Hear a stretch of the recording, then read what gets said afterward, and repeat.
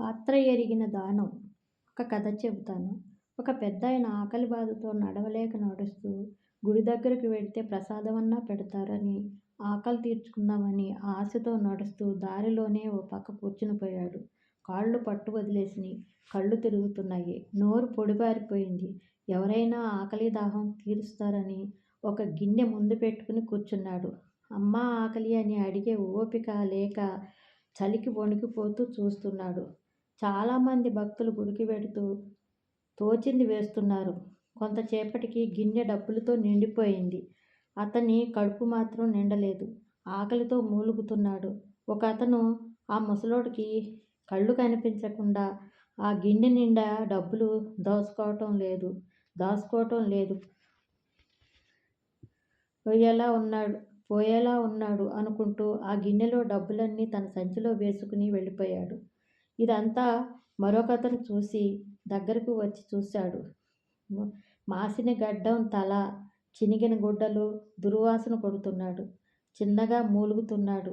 2 అరటిపళ్ళు అతనికి తినిపించి మంచినీళ్లు తాగించి మెల్లగా ఎత్తుకుని తన బండి మీద కూర్చోబెట్టుకున్నాడు.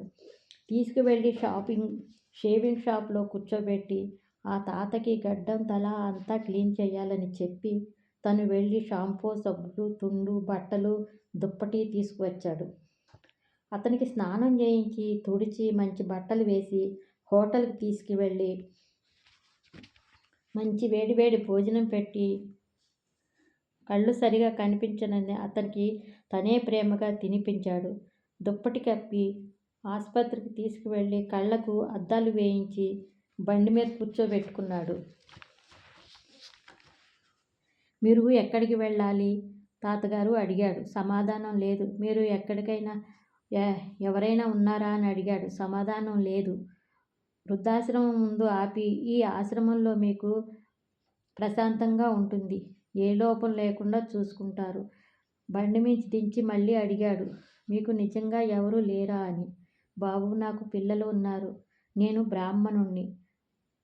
గుళ్ళల్లో అర్చకత్వం చేస్తూ ఇళ్లకు వెళ్ళి వ్రతాలు పూజలు చేస్తూ అన్ని విధమైన దానాలు తీసుకుంటూ లెక్కలేని విధంగా డబ్బు సంపాదించి మంచి చదువులు చదివించి ఉన్నతమైన స్థానంలో నిలబెట్టాను.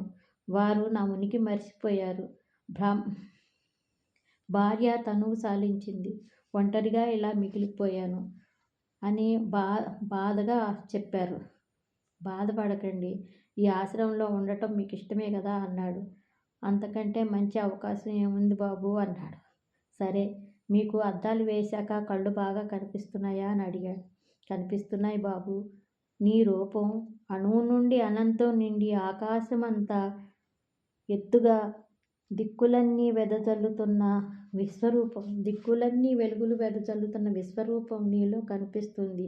ఎన్నో పూజలు చేశాను. ఏ పూజ ఫలమో ఎన్నో దానాలు తీసుకున్నాను. నాకు ఇటువంటి దానం చేసిన మహాపుణ్యాత్ముడివి. పాత్ర వెరిగి దానం చేశావు. నీలాంటి మహామనిషి 100కి 1 నాలాంటి అభాగ్యులు రక్షించబడతారు. నీలాంటి వారు ఎప్పటికీ మహానందమైన జీవితాన్ని గడపాలి అని దీవిస్తూ ఆశ్రమంలోనికి వెళ్ళిపోయాడు పెద్దాయన. మనం ఏది దానం చేసినా తీసుకునే వారికి సరైన సమయంలో సరైన రీతిలో ఉపయోగపడేలా ఉండాలి.